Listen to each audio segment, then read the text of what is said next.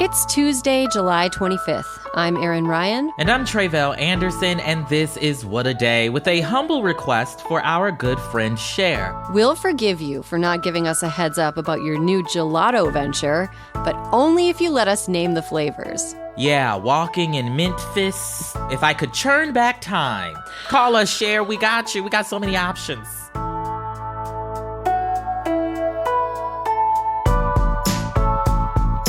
On today's show, Israel's far-right government passed legislation limiting the power of its Supreme Court. Plus, public health officials are looking at a common drug to prevent some STIs. But first, today we bring you a labor story that you likely know very little about, and that is the experiences of coal miners in Central Appalachia, where black lung disease has become more prevalent and has begun to impact younger miners and those who have spent less time underground, much more quickly and much more severely. In Kentucky and West Virginia, for example, black lung afflicts more than 1 in 8 coal miners who have been working underground for 20 to 24 years. A decade ago, that number was about 1 in 30. So what exactly is black lung? Yeah, so black lung can include a number of different illnesses and complications, including industrial bronchitis, silicosis, lung cancer, and chronic obstructive pulmonary disease. But when organizations and government agencies issue studies and reports on the crisis, they most often talk about what is called coal workers' pneumoconiosis, or CWP, which is the only disease formally recognized by the medical establishment as black lung. It also is known as miners' consumption, coal miner's lung, or out west, the jackhammer laugh. It can manifest as belabored breathing for a lot of folks, and a black lung diagnosis shortens a patient's lifespan by 12 to 13 years. And coal miners get black lung, by the way, due to the silica dust that's filling the air as they dig through layers of silica-laden rock to get to the coal. Silica, by the way, is 20 times more toxic than coal dust and ends up being a silent killer of sorts. Ugh, so I have asthma, which is super minor in the scope of chronic respiratory diseases. And whenever I have a flare-up, it so detracts from my quality of life. Imagining something as serious as black lung and how much worse these people's lives are, I can't wrap my head around it. I feel so bad for these people. Yeah, and the interesting thing is black lung is actually totally preventable with proper engineering controls, compliance with safety regulations, and up-to-date exposure standards. No one really has to live or die like this. To learn more about this issue, though, I spoke with friend of the show, journalist Kim Kelly, whose investigative piece, The Young Miners Dying of an Old Man's Disease, came out recently. It follows the story of John Moore, a 42-year-old father of 3 who is dying of black lung. We'll link to it in our show notes. I started by asking her to tell us about a day in the life of a coal miner and the types of working conditions they're subjected to that lead them to develop black lung. Take a listen. It's bad. It's probably still, if not the most dangerous, one of the most dangerous jobs in this country, if not the world. What they're doing is they're going through a lot of layers of rock to get to the coal that they want. The Appalachian coal seams, they've been worked for centuries now. That's kind of what we think of when we think about coal mines. But at this point, they've been kind of hollowed out. There's less coal there, so they have to dig deeper through more layers of rock to get it. And that's where the problem is. Those rocks are full of silica, and silica dust, respirable silica that these people are breathing in, that is causing this uptick in black lung because silica is 20 times more toxic than coal dust. And we already know coal dust is not great for you. It's just this increased volume of silica that workers are breathing in at increased levels because the productivity that's possible in these mines has increased so much with technological advancements. It's kind of like progress is killing them in a way. John's story really stuck with me because he's only 42 years old and he seems like a very strong, healthy man and he has 3 kids and he's not ready to die. He's not ready to be disabled by this disease, but he didn't have a choice because the conditions were what they were, and the people that employed him didn't care enough about his well-being and his safety to make sure that he came out safe and without this disease. Yeah, I'm wondering about what regulations there might be in place to prevent some of this. You mentioned the Federal Mine Safety and Health Administration. In theory, they're supposed to be this agency that should be a watchdog of sorts that enforces mine safety measures, but it doesn't seem like they're doing a lot to keep folks safe, given that, as you mentioned, coal mine workers are still being diagnosed with black lung and at an alarming rate. Could you talk about why that is? Like, what exactly is this agency doing? Yeah, well, I would say the Mine Safety and Health Administration, MSHA, I wouldn't place the bulk of the blame at their feet specifically. I would place it on the coal operators, the people that own these mines that profit off this labor, because they know how to prevent black lung. There are mine safety plans and ventilation plans. There's engineering controls. There are things that you can do to tamp down the dust, to make sure that workers are not breathing in this deadly air. All of the things that they need to get through the workday alive, we know how to do that. But it costs a little bit more money, takes a little bit more time, might mean that productivity slows down a little bit to take the time to, make sure things are safe and as they are. Coal operators don't want to do that because they would rather make those profits and just hire another coal miner later. It really comes down to the way that greed and a lack of regard for workers' lives had just been allowed to flourish. And one of the issues in this specific part of the country, in Central Appalachia, so West Virginia and Kentucky especially, is that the unions have kind of been run out. They're largely non-union mines. So the workers don't have anyone to have their backs or to advocate for them or to, bargain strong contracts. They're kind of on their own. Now, there are strong protections for coal miners enshrined in federal law under the Mine Safety Act. For example, a program called Part 90, if a miner is found to be suffering from black lung, they can request to be moved to a safer part of the mine and keep working out of the dust. But when you're working in those mines and there's no union and you're kind of on your own and you don't want to lose your job, you don't want to cause trouble, are you going to take that opportunity or are you going to suck it up and just keep working and see what happens? You mentioned that there is some legislation already out there that in theory is supposed to protect some folks. And I understand that you just got back from D.C. where you spoke with members of Congress about the rise of black lung among coal miners. Could you talk to us a little bit about what those conversations were like, who you talked to, and how you shared the stories of people like John Moore to kind of sound the alarm on the reality of coal mine workers like him throughout the country? Yeah, it was really interesting. I've never been to DC for that purpose before. Besides that, it's usually, like protests and punk shows. So it was an experience.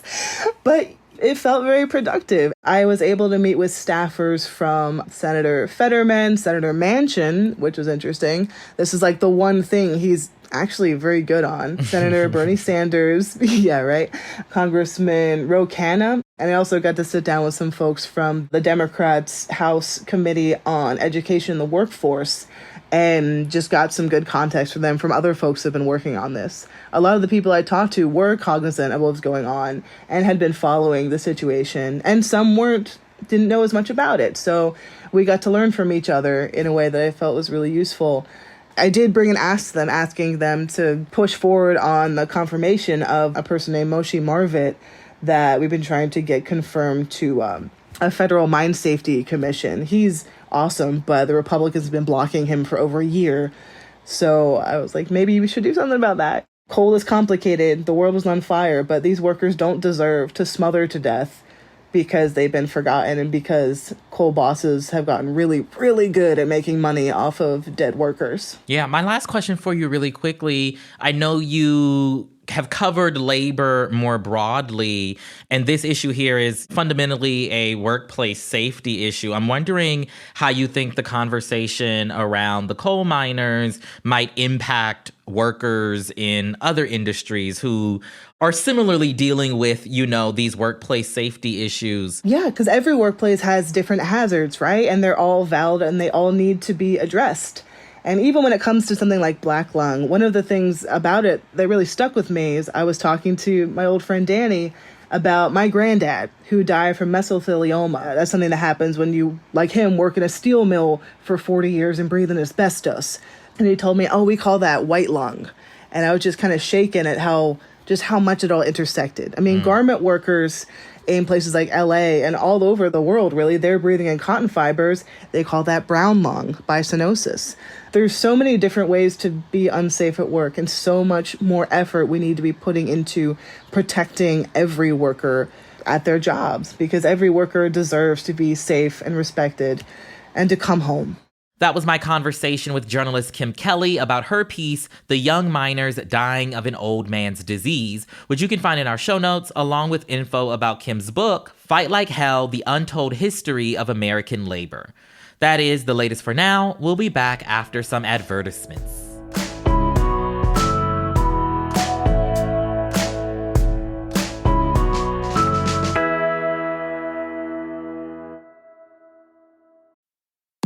Hey, this is Jeff Lewis from Radio Andy. Live and uncensored, catch me talking with my friends about my latest obsessions, relationship issues, and bodily ailments. With that kind of drama that seems to follow me, you never know what's going to happen. You can listen to Jeff Lewis live at home or anywhere you are. Download the SiriusXM app for over 425 channels of ad-free music, sports, entertainment, and more. Subscribe now and get 3 months free. Offer details apply. Moms are amazing at tracking down hard-to-find items. Library books, socks, you name it. But sometimes help is welcomed. Care.com makes it easy to find babysitters near you. Sitters with the experience and skills your family needs, like after-school pickup and homework help. You just post a job for qualified sitters to apply. And since all Care.com caregivers are background checked, you can feel confident about interviewing and hiring. To get the child care help you need, sign up now at Care.com. Meiomi is a big, full-flavored wine, perfect for the moments in life when we're living most fully. Meiomi uses the best that coastal California has to offer, creating Pinot Noir, Cabernet Sauvignon, Chardonnay, Red Blend, and Meiomi Bright, a lower-alcohol Pinot Noir. Full flavor, fully captivating. Discover Meiomi's unrivaled taste at shopmeiomi.com. That's shop, MEIOMI.com, to find our wines at a store near you. Meiomi, to the fullest. Please enjoy responsibly. Meiomi Wines of Campo, California. Let's get to some headlines. Headlines.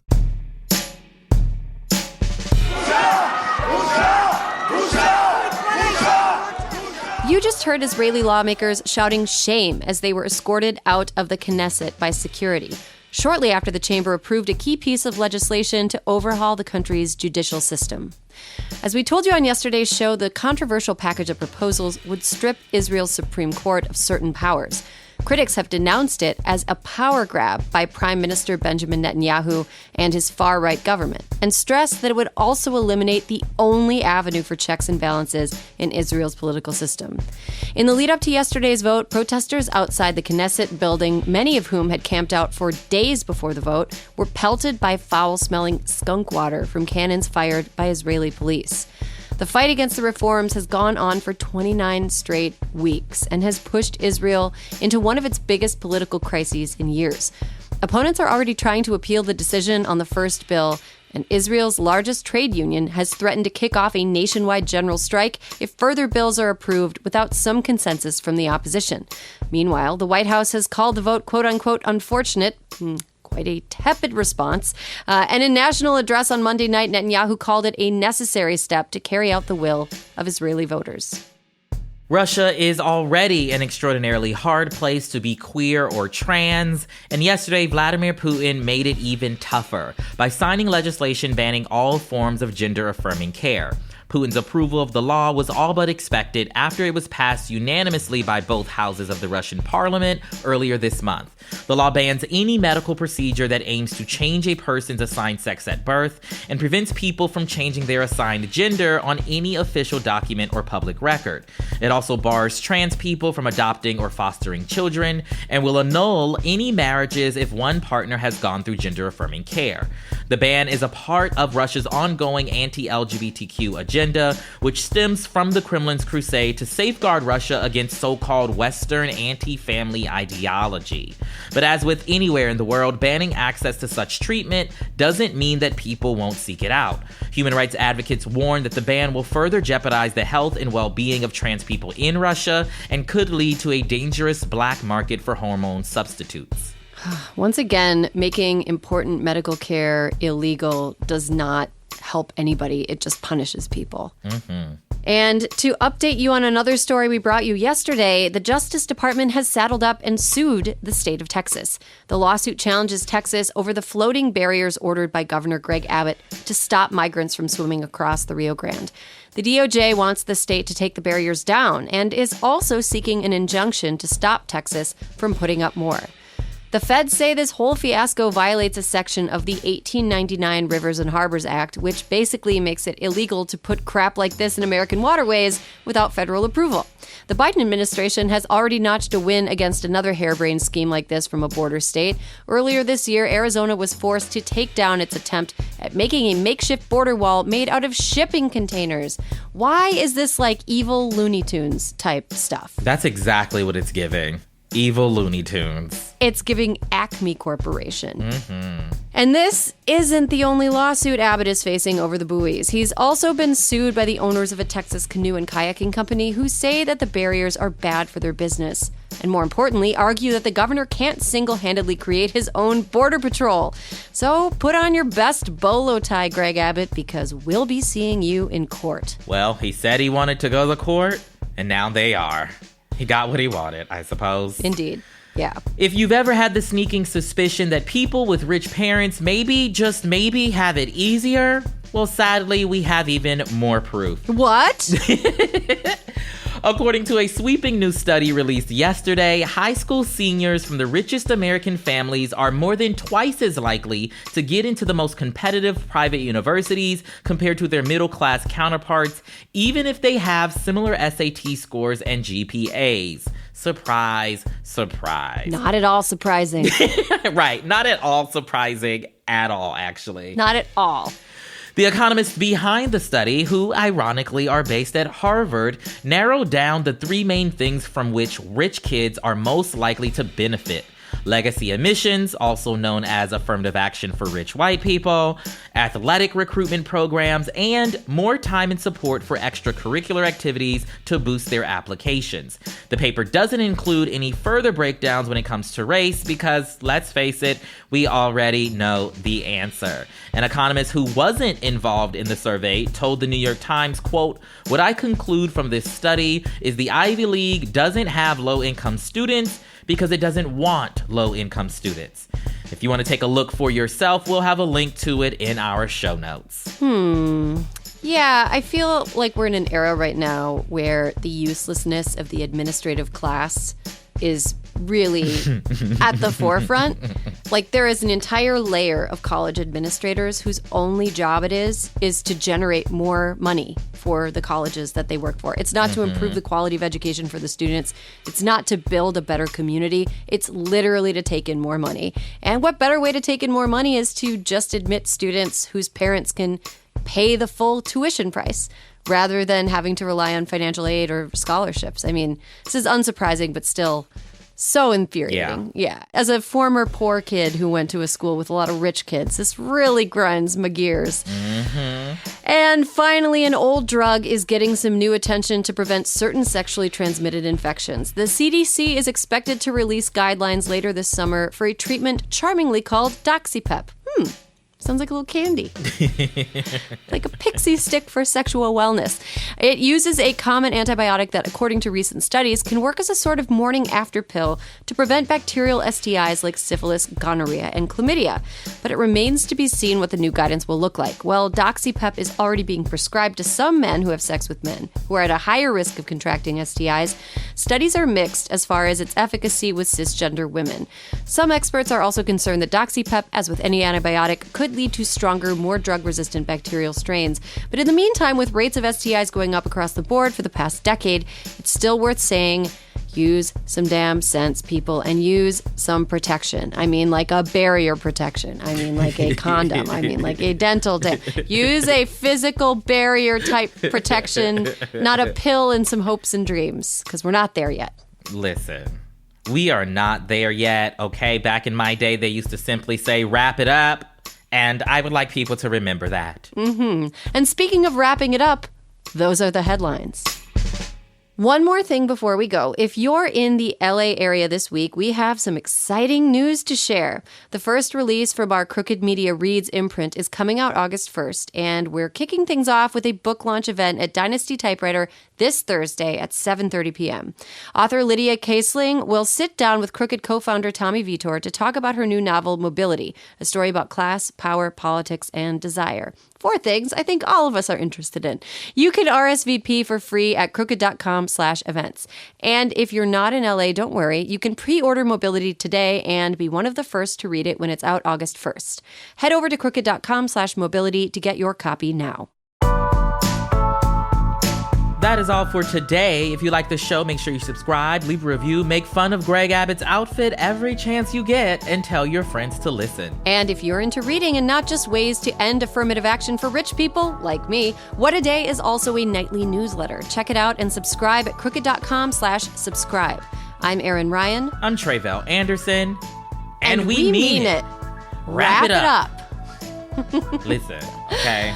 Stop playing games with your lives, okay? In some ways, I'm glad I'm old and boring at this point. Glad I'm married. Glad I don't have to worry about it anymore. It's a relief, in a way. Don't have to brush my hair. Don't have to worry about it. But everybody else, please.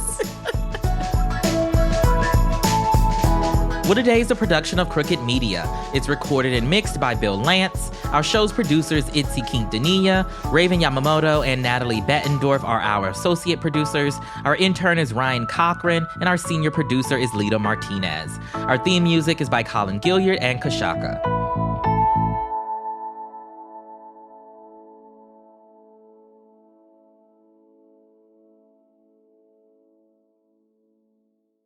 Pandora makes it easy for you to find your favorite music. Discover new artists and genres by selecting any song or album, and we'll make you a personalized station for free. Download on the Apple App Store or Google Play and enjoy the soundtrack to your life.